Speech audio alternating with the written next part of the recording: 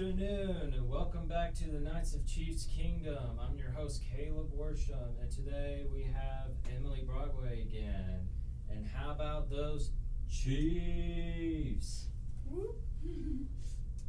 So, this was one of the best games I've seen, since NFL started this season. This comeback, it wasn't a comeback win, but it was more like a redemption type of game. I saw just Mahomes just remembering the loss the last time he faced Tom Brady and the Tampa Buccaneers. Kansas City came for the kill. They acted like they were nothing, and the Bucs defense was ranked number 1, and somehow we were able to overcome it. Well, I mean, it wasn't just revenge from the Super Bowl. It was also revenge from last week's disappointing performance. So it was just more of proving to people that we're still a good team, because the past 2 weeks we're like, oh yeah, this offense is really missing Tyreek Hill. I don't think Tyreek Hill will be a once-in-a-lifetime player, don't get me wrong or anything, but our offense is still just as good.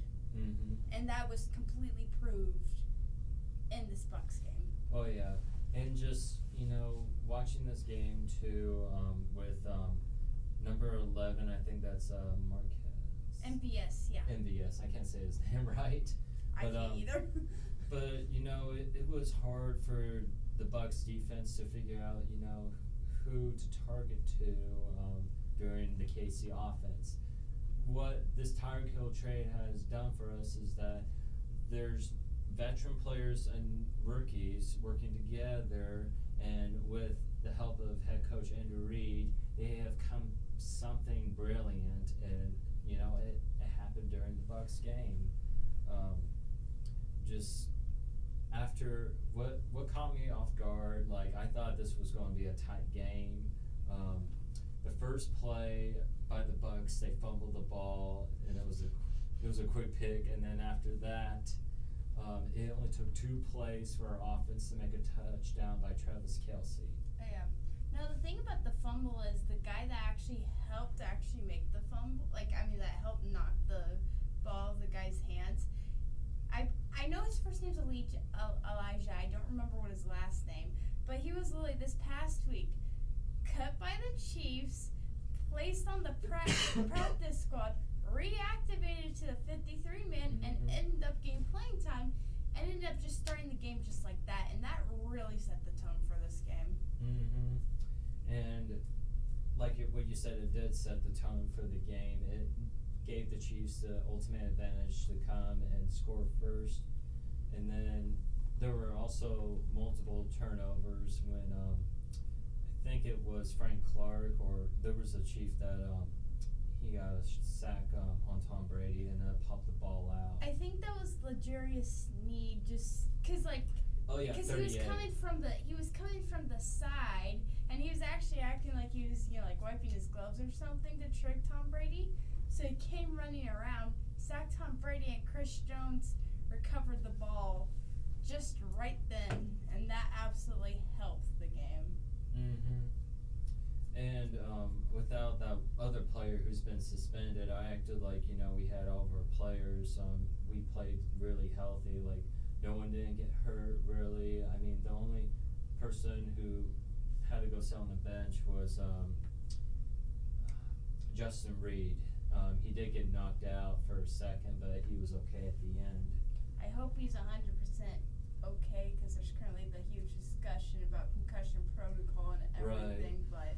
And with that in mind, I just pray and hope that Tuna continues to get better. And also happy that the people who made those calls about Tuna, they were fired.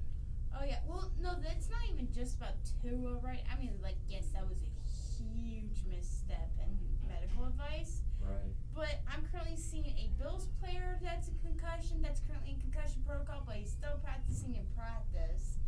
There's also New York Giants have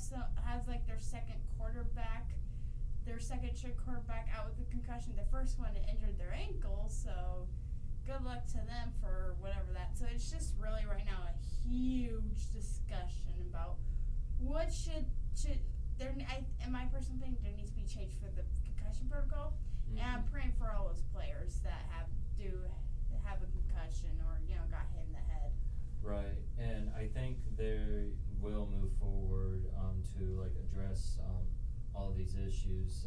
I think even the helmet company Riddell that NFL widely uses, those helmets they currently use. They are supposed to be like concussion resistant, but that's not all the case for that. But I think they will, in the future, will be putting more plating around the skull of the player when they play. But I don't know, make it a lightweight, I'm assuming. Yeah, I don't know. I'm not the one in charge of the science for that. Right. There's just a lot of health and medical stuff that goes into that. But we'll talk about that, later time. But we'll talk about this match. But this was basically a Super Bowl 55 rematch back in the Bay, 41-31. Patrick Mahomes had the answers for solving Tampa Bay's stingly defense, winning his last matchup against Tom Brady in the stadium where the 7-time Super Bowl winner dealt him in one of the most disappointing losses. Mahomes threw for 249 yards and 3 touchdowns, including an electrifying jump pass to Clyde Edwards to lead the Chiefs to a 41-31 victory over the Bucs Sunday night.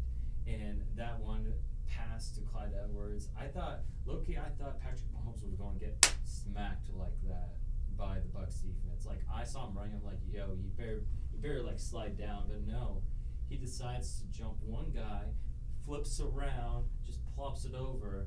And, this guy, Patrick Mahomes, he fully trusted himself. He had no doubt. And when I looked at his facial expressions, he seemed happy. Even though, even in the beginning, he was motivated to be back on that field and just, go show who he was, who he is for this Chiefs team. And Clyde Edwards, thank God he caught that ball, because I was like, oh, that better not be an interception. But no, it was perfect timing. The thing about that play, I was afraid he was going to be called for not throwing it behind the line of scrimmage. Because his foot was really close. That too. So, but yeah, no. My MVP actually for this game is going to go to our running offense, because the Bucs defense is best known for the run. Not only are they the number 1 defense, but they're also the number 1 run defense. And we ran like 170 yards, I believe. Like, we got like a couple of running touchdowns on them. And like, we were just running the ball aggressively. And that was actually nice to see, because we're not necessarily known for our run game. We're mainly for the pass game. And it was also Isaiah Pistas, I can't say his last name, but he's he's number 10, Tyreek Hill's old jersey. Oh man. He's cracked on. He's literally like, instead of him like as a huge wide receiver, I think this is the next Tyreek Hill, except he's running. Oh yeah. I don't know. This guy could literally run through the Bucs defense like it was nothing. Him and Clyde, like, they both are very. It was very evident for that game. I also know Clyde has had other games, especially like last year against the Steelers too, where they just run into defenders and just bounce off them and just continue just pushing down the field. Mm-hmm. And they did a really nice job of that. And then I was also noticing that Tom Brady was starting to struggle. But don't get me wrong, he did put up 31 points, but his only weapon was, I think his name's Mike Evans. Yep, 13. Yep, number 13. Because he got back from the suspension. Right. NFL, I wish you suspended him for another game. It would have been a blowout if he wasn't there, but at the same time, I feel good about this game because, I feel bad for another team who was getting absolutely destroyed. Like, it's, say, like, 3-31, like Super Bowl 55. I do not like those types of games. It's the fact that the Bucs scored 31 points twice on us. Just a completely different result. Yeah, it's like we finally turned ourselves on in this game, and then we were able to Well, being honest, Tom Brady, his stats were really good. Like, don't get me wrong, he played as well as he could have, except for maybe that fumble. That was really his only mistake. But like, I heard from like one of the talk show hosts of he had like 300 some passing yards. I think like 350. I'd say. I think 250 of them, like somewhere around there, came from when they were behind 3+ scores. So like honestly, it was more garbage time / it was like garbage time / like being really down when you don't have. I mean, yeah, he's still gonna give his team a chance. Obviously, he's been here for how long? Super long. Yes, so, like, he's gonna it's been over 2 decades almost. So like he's won 7 Super Bowls. He's always gonna give his team a chance. I just think the Chiefs' offense did enough to still be better throughout the entire game.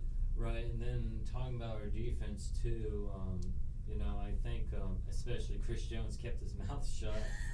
Especially, last game where there was this little mumble, and then they're like flag unsportsmanlike conduct. I'm just wondering how Tom Brady was talking to the refs, but he never gets flagged or throwing tablets on the ground. I don't know if he threw that. Did he throw a tablet during this game? I don't think so. It's maybe against the Saints. I think that's just his kryptonite. He always loses to the Saints, even if the Except Patriots. for this year, but that's because the Saints are. Yeah. They lost their head coach from during the off season. No Drew Brees either. Their now quarterback's injured, I believe, so they have Andy Dalton playing. Yeah, just a whole lot of mess. But also on our defense, we only allowed 3. We only allowed 3 rushing yards for the Tampa Bay Fournette, who is actually a really decent running back, and we've had back-to-back games against really good running backs, and we've kept our stats minimal, which is great looking forward. We need to improve in our pass defense, though. Right, and I think in this next game against the Raiders, I think we'll definitely feel good about it, and I'm confident. I'm hoping Harrison Butker will be back. I swear, if he's ruled out, I might as well just cut him. But he's a good kicker, one of the best kickers. But our kicker from last game scored all 11 points, and had he not scored all of his 11 points, I think this game could have, since we only won by 10, this game could have gone a little different Kind of gone south. But I'll definitely give Patrick Mahomes MVP for just his magic to come back, and then also having just that comeback win.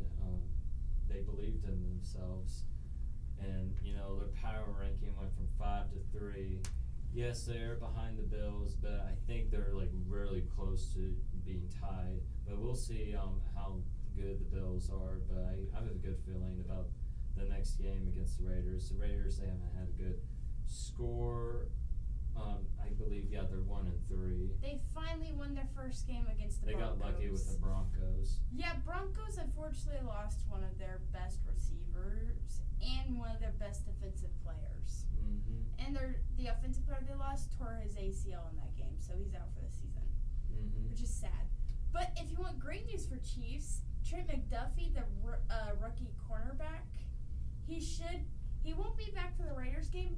You remember him, 21? Mm-hmm. He only played the Arizona game. That's when he got injured because of the turf. Right. He should be back against the Bills, though, and I want him to be back for that game and I think the Tampa Bay defense will really prepare for us for that game, because you're going to have Von Miller rushing Patrick Mahomes. Like, Von Miller is very much that guy that will be very much rushing to get Patrick Mahomes, so. Yeah, well, we probably should wrap this up. So next game will be Raiders at Kansas City. I'm hoping it's going to be a good one. We can't be cocky and all. Derek Carr's given us 17 interceptions in the last 16 games. Yeah, and he's going to go to Arrowhead, so it's his funeral. So my prediction, My prediction, it's going to be 41 to, I'll say 17 Chiefs. I could go with that prediction. The wheels on the bus go round and round. Do you remember why that happened? No, not sure. So 2 years ago, when the Raiders beat us in Kansas City, the only time they beat Patrick Mahomes, they decided to take a bus around Arrowhead, celebrating a victory lap, And then last year, when we they decided to go on our logo in the middle of the field, which you shouldn't do because we've had teams do that, and it's ended very sour for those teams. And so we absolutely dominated them last year at Arrowhead. And on the way out, we played The Wheels on the Bus Go round and round, round and round. That's funny. Yeah, so I hope they play that again. Mercy. I know this is a different coach, but I want that played again. Yeah, but yeah, thank you for joining us, Emily, and tune in to next week and listen for and this game is actually going to be on Monday night prime time, so it's going to be a good one in our head. Chiefs get an extra day. Woohoo! Yep. Talk to you all later. Thank you for joining in.